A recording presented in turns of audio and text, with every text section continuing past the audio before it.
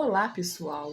Vamos para mais um livro do A República de Platão, o oitavo livro, Quando a Liberdade Pode Se Transformar em Escravidão.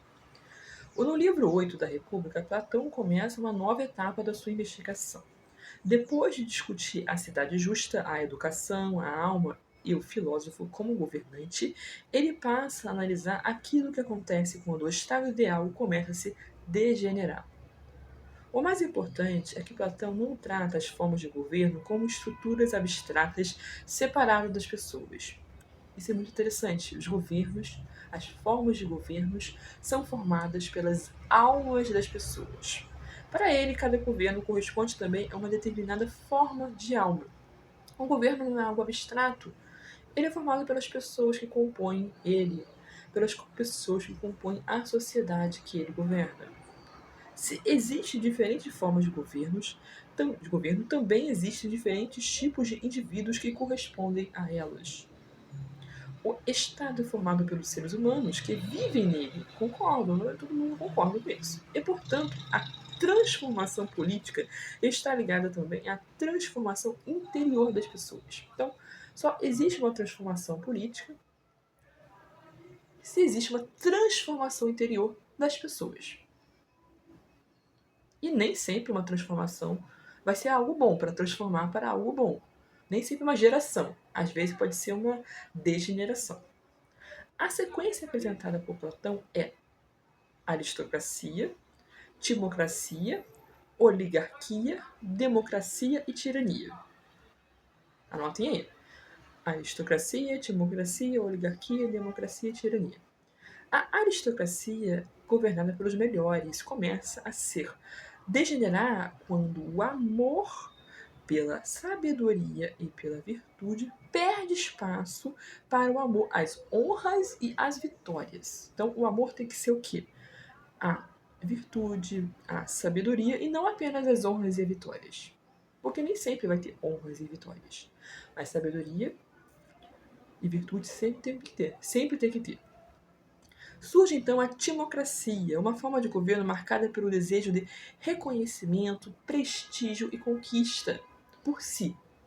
Você vai ter isso, você vai ter reconhecimento, conquista, prestígio, mas tem que vir através da sabedoria e da virtude. O homem timocrático ainda conserva algumas características do homem aristocrático, que é a forma ideal, mas já apresenta elementos que conduzem à oligarquia, que já é uma degeneração. Ele começa a valorizar cada vez mais aquilo que possui e, aos poucos, a riqueza passa a ocupar um lugar central em sua alma. E eu completei aqui. A palavra aristocracia, para vocês, eu não sei. Sempre que eu escutava um tempo atrás, eu remetia à monarquia, e não necessariamente, tudo bem. E se monarquia também não necessariamente uma monarquia hereditária. Mas isso aí, vamos deixar para depois. Então surge a oligarquia. Na oligarquia, o critério para governar deixa de ser a virtude e passa a ser a riqueza. Para Platão, um critério para governar uma sociedade ideal, que é a aristocrática, é a virtude. Os ricos governam e os pobres são excluídos. Platão percebe aí uma contradição fundamental. Seria como escolher o piloto de um navio pela quantidade de dinheiro que possui e não pela capacidade de conduzi-lo. A cidade passa então a conter praticamente duas cidades dentro de uma só: a dos ricos e a dos pobres. Então, o condutor não vira o que tem capacidade, sim o que tem dinheiro por si só. Às vezes, o que tem capacidade também tem dinheiro. O dinheiro jamais é um mal em si, tudo bem? Ele só não pode ser algo essencial. Ele não é um bem em si também. O dinheiro não é nem um mal nem um bem em si. Ele é um meio. Isso produz consequências. Quando a riqueza se torna um grande objeto de desejo, de honra, as pessoas passam a desejar aquilo que a cidade valoriza. Isso é normal, o ser humano ele deseja aquilo que é valorizado. Se é valorizado o dinheiro e não a honra, você vai desejar o dinheiro. Quanto mais a riqueza é admirada, menos a virtude é valorizada. Aquilo que não é honrado deixa de ser cultivado. A desigualdade aumenta, alguns acumulam cada vez mais, enquanto outros perdem seus bens, contraem dívidas e acabam excluídos. Porque se a riqueza é um bem, se você não tem, você é visto como um mal. Então vale tudo para ter riqueza. Vale ter dívida, vale vender bem, porque ela é vista como um bem, né? Porque o ser humano, ele sempre está atrás do bem. Muitas vezes o ser humano não sabe o que é o bem. Ele acha que o bem é riqueza, então ele vai atrás de riqueza.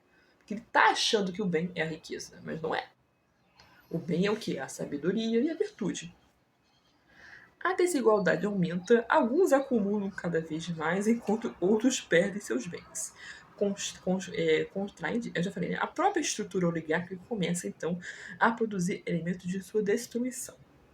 Os pobres passam a sentir ressentimento diante da desigualdade e começam a desejar a transformação política.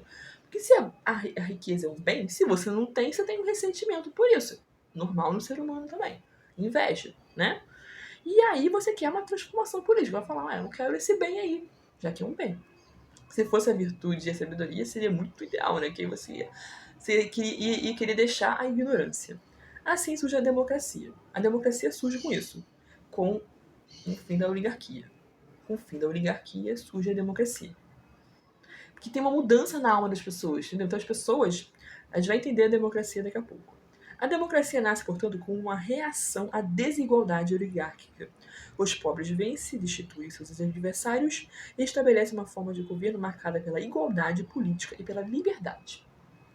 Isso é bem interessante. Aqui Platão apresenta uma das questões mais interessantes do livro. O que acontece quando a liberdade se torna um valor sem medida? Então, na democracia, não é a riqueza que é um valor sem medida. Não é a riqueza que é vista como um bem. Na democracia, a liberdade é vista como um bem absoluto. Você não pode ser ferido na sua liberdade. Nem você, nem ninguém.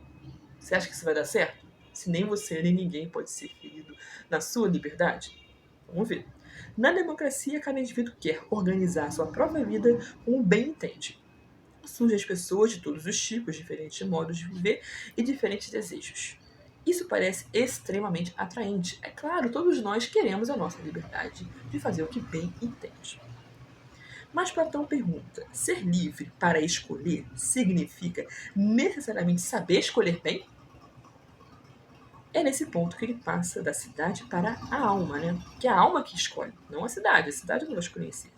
Assim como a cidade democrática concede espaço semelhante a diferentes pessoas e interesses, o homem democrático passa a conceder espaço semelhante aos seus diferentes desejos. Então, o homem democrático é a pessoa que todos os desejos dela são democráticos. Então, ela vai dar espaço para todos os desejos que ela tem.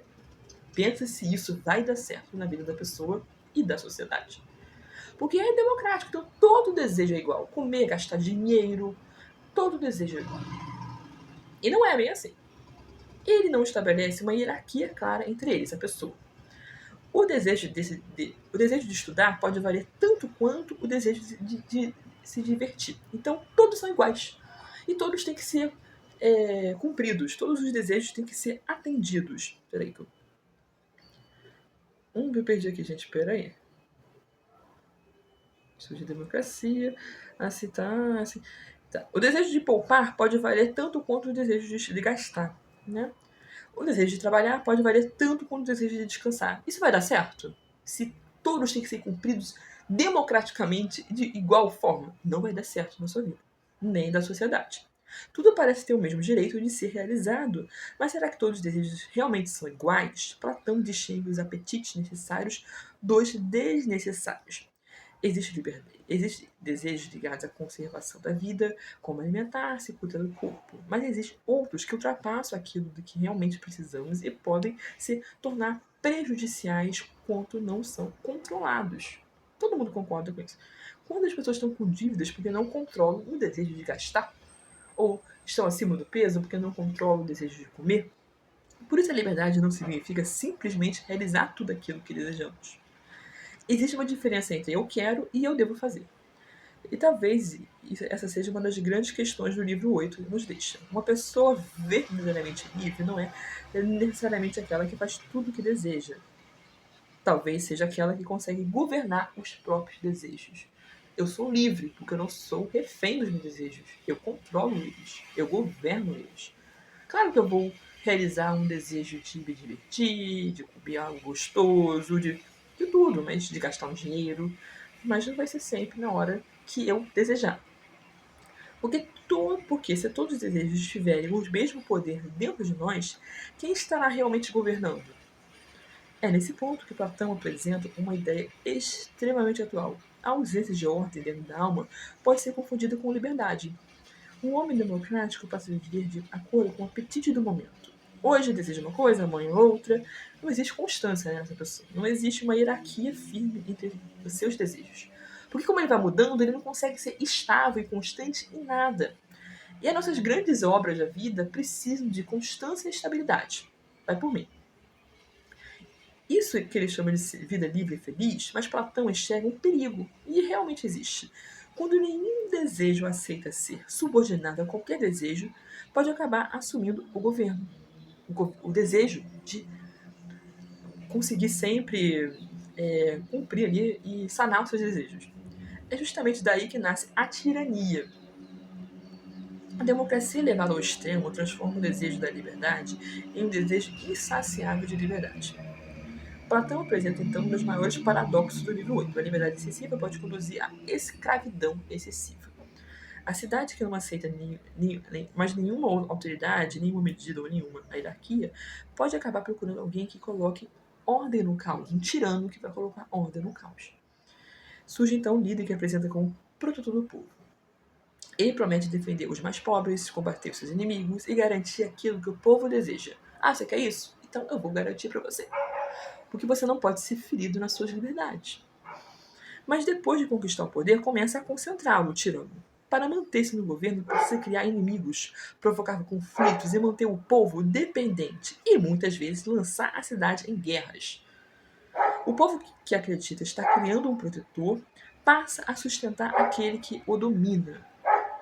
E o tirano também precisa se livrar daqueles que o ajudaram a chegar ao poder, porque ele não pode perder o poder.